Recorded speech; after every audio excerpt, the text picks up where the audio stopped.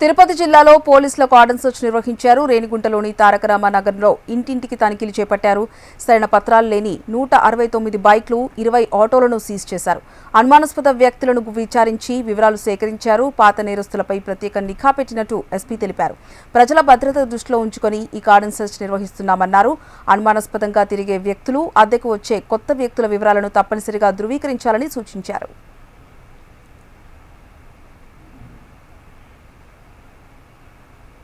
ఎక్కువ మంది ఈ ప్రాంతం నుండి వివిధ ప్రాంతాల నుండి నివాసం ఉండడం, అనాథరైజ్డ్గా అనేక అసాంఘిక కార్యకలాపాలకు పాల్పడి ఇక్కడ తలదాచుకునే హిస్టరీ ఉంది. ఈ మధ్యలో ఇది అంతా కూడా తగ్గినా కానీ కొంతమంది ఈ ప్రాంతం నుండి ఎక్కువగా ప్రీవియస్ క్రైమ్ హిస్టరీ ఉండే వ్యక్తులు ఉన్నారు, అఫెండర్స్ నివాసం ఉంటున్నారు.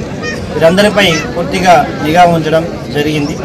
అయితే ఈరోజు దాదాపు 300 మంది police officers, excise, revenue, RTA మరియు ఈగల్, గాంజాకి వ్యతిరేకంగా పనిచేసే ఈగల్ ఫోర్సు, వీళ్ళందరూ కూడా ఆపరేషన్ వజ్రపహార్లో భాగంగా ఒక కార్డన్ సెర్చ్ ఆపరేషన్ చేయడం జరిగింది.